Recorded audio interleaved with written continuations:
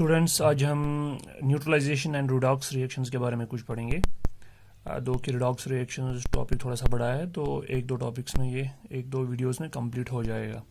So first of all let us start with the neutralisation reactions. Neutralise करना किस चीज़ को हम कहते हैं? Neutralise means to overcome the effect of something. किसी चीज़ के असर को ख़त्म करना है, किसी दूसरी चीज़ से किसी और चीज़ का असर ख़त्म करना, उसे हम न्यूट्रलाइज कहते हैं, न्यूट्रलाइज करना कहते हैं। तो we can say a reaction in which an acid reacts with a base to form salt and water is called a neutralization reaction। वो रिएक्शंस जिनमें एसिड जो है वो रिएक्ट करता है बेस के साथ, और रिएक्ट करने के बाद जो एसिडिक कैरेक्टर है या जो एसिड का वो असर है वो ख़त्म हो जाता है। किस चीज़ की वजह से? बेस ऐड करने की वजह से। तो प्रोडक्ट्स बन जाते हैं, क्या क्या? सॉल्ट बन जाता है प्रोडक्ट, और वाटर बन जाता है। ऐसी रिएक्शंस को न्यूट्रलाइजेशन रिएक्शंस कहते हैं। सिंपली हम ये भी कह सकते हैं कि वो रिएक्शंस जिनमें एसिड रिएक्ट करता है बेस के साथ ताकि वो प्रोडक्ट्स बनाए, सॉल्ट और water, that's called the neutralisation reaction. तो हम यहाँ पे लिख सकते हैं reaction in which an acid reacts with a base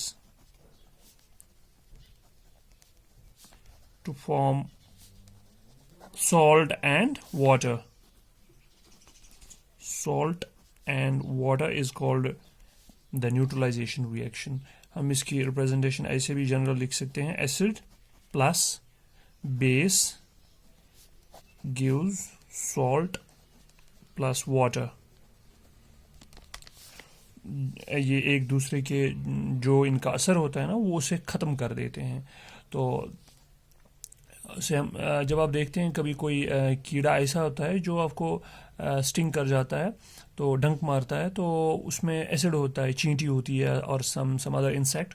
तो हम बाद में घर में क्या कर सकते हैं, एक सोप ला सकते हैं। सोप से वहाँ पे अगर हम थोड़ा सा रब करेंगे फॉर सम टाइम, तो जो उसने वहाँ पे वो एसिड छोड़ा होता है हमारी स्किन में, जिसकी वजह से एलर्जी भी हो सकती है, तो उसका असर थोड़ी देर के बाद ख़त्म हो जाएगा।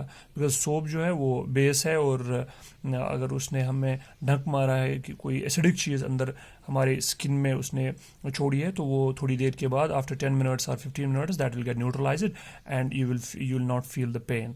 सो इस तरह से एसिड जो है, एसिड और बेस एक दूसरे के साथ मिलके एक दूसरे का जो इफेक्ट है वो ख़त्म कर देते हैं, न्यूट्रलाइज कर देते हैं एक दूसरे को। तो these reactions are called the neutralization reactions।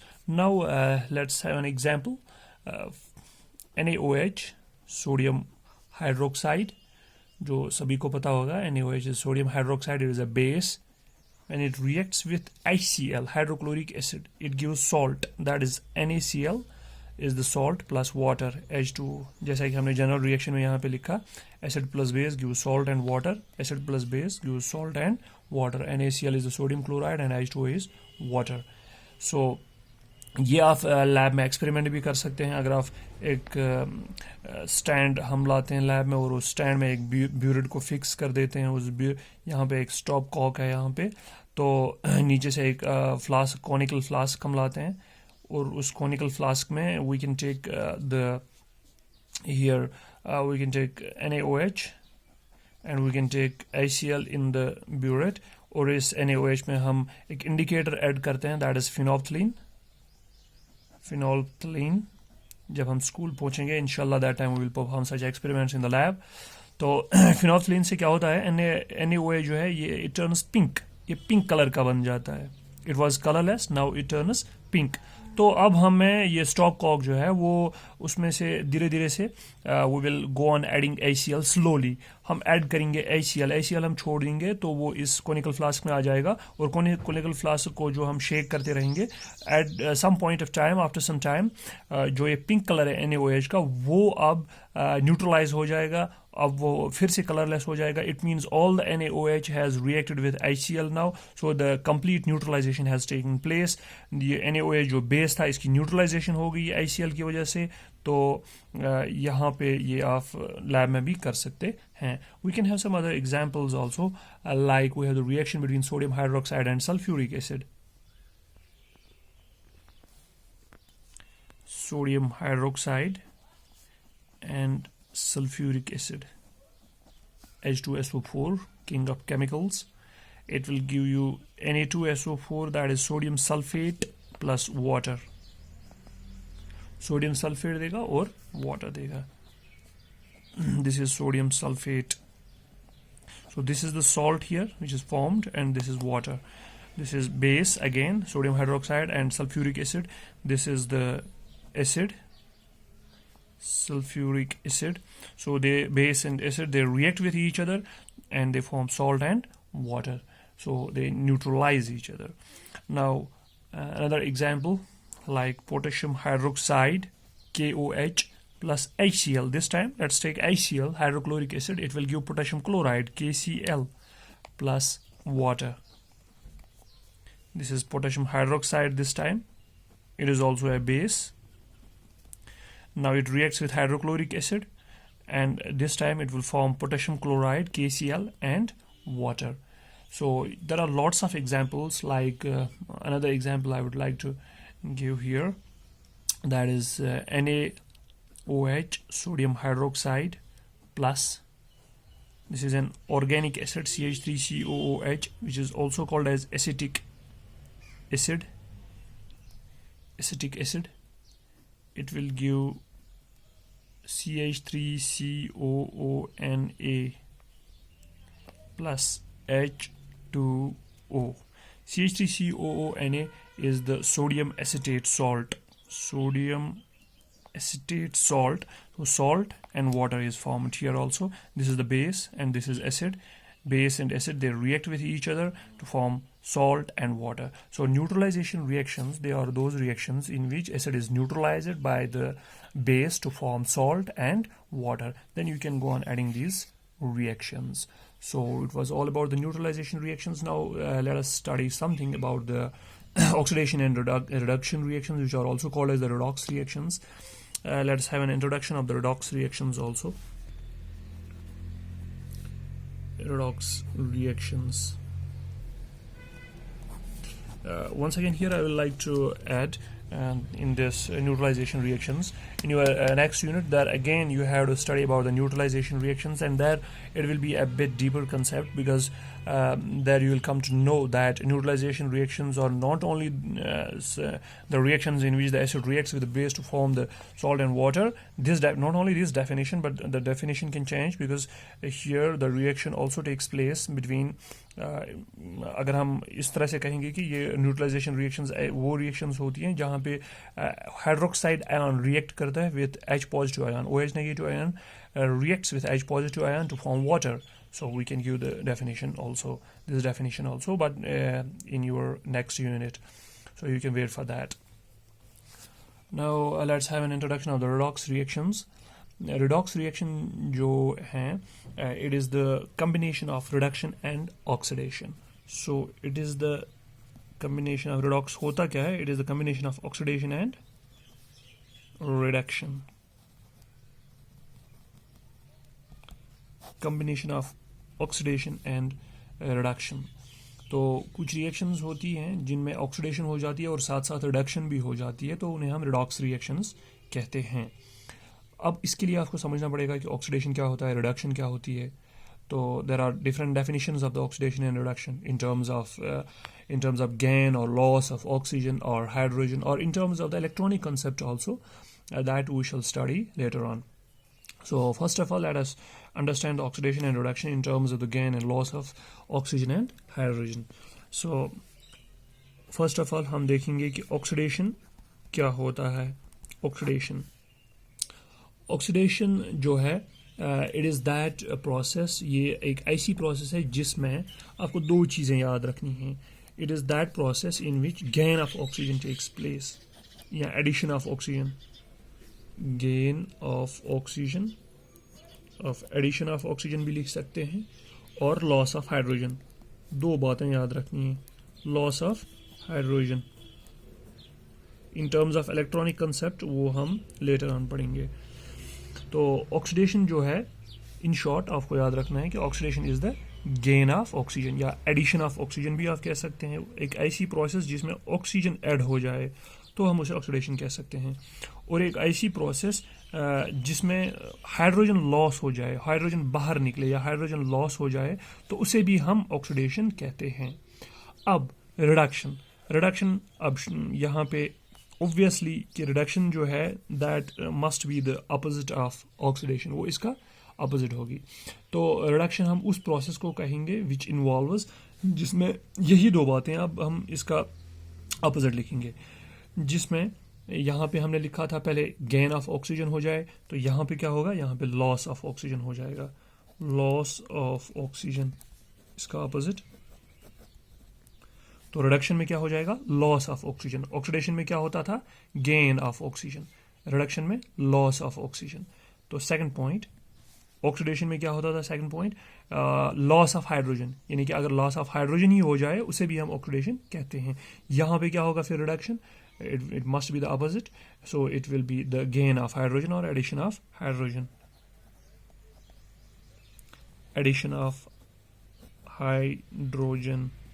तो एक आपको याद रखना है कि ऑक्सीडेशन क्या होता है, it is the gain of oxygen और it is the loss of hydrogen.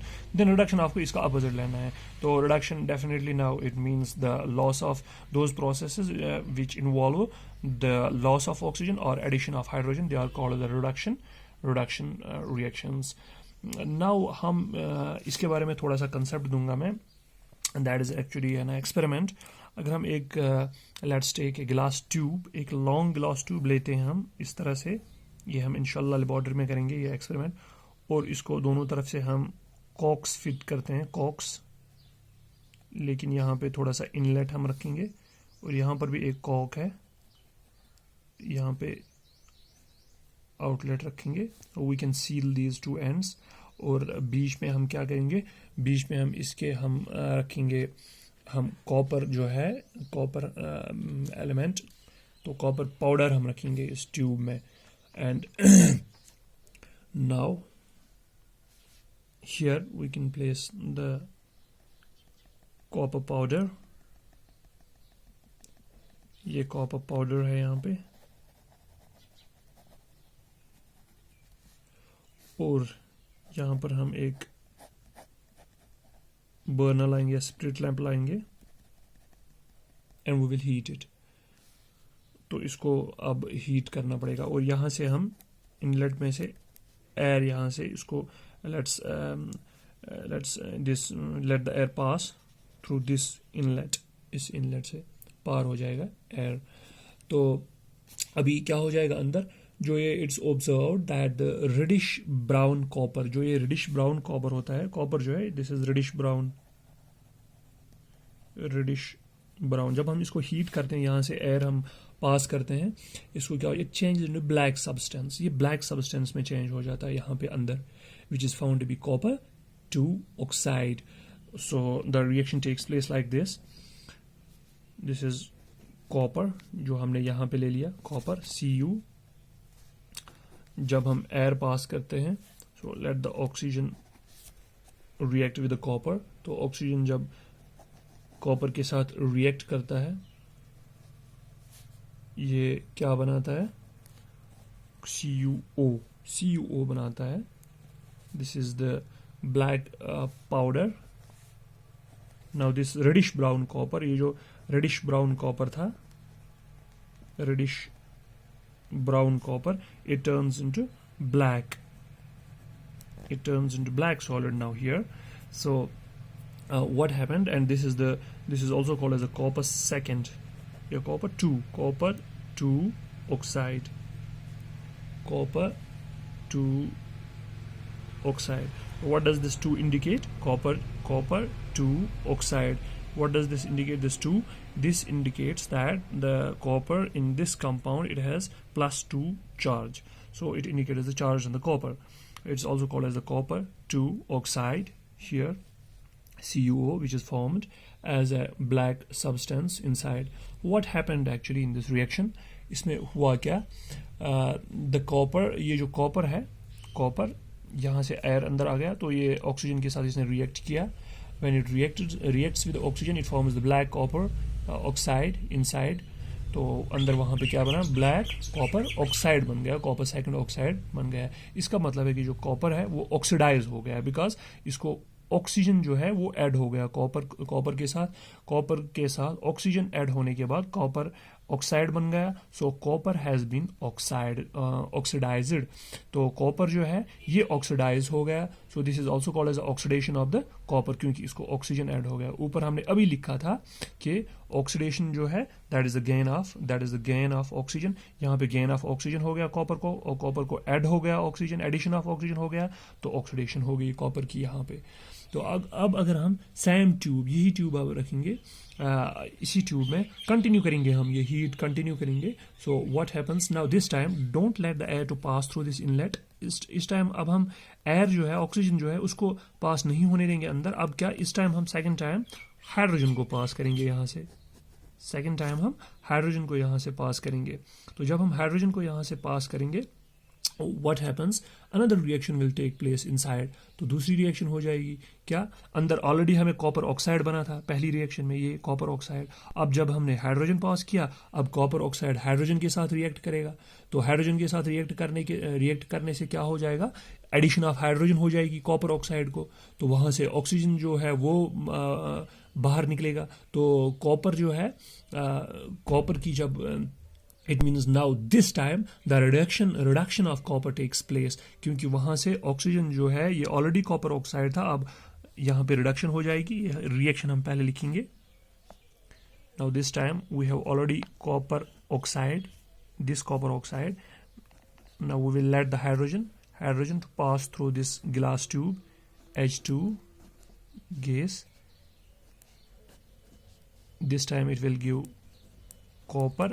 Once again copper will be formed plus H2O gas, and फिर से ये कॉपर, रेडिश ब्राउन कॉपर जो स्टार्ट में हमने वहाँ पे अंदर रखा था, वही रेडिश ब्राउन कॉपर फिर से वापस आ गया यहाँ पे एज ए प्रोडक्ट. तो हुआ क्या, this black copper oxide change in the reddish brown material which is found to be copper. तो यहाँ पे क्या हुआ, कॉपर ऑक्साइड जो है, copper oxide has lost oxygen. इसने अपना ऑक्सीजन जो है वो लॉस किया.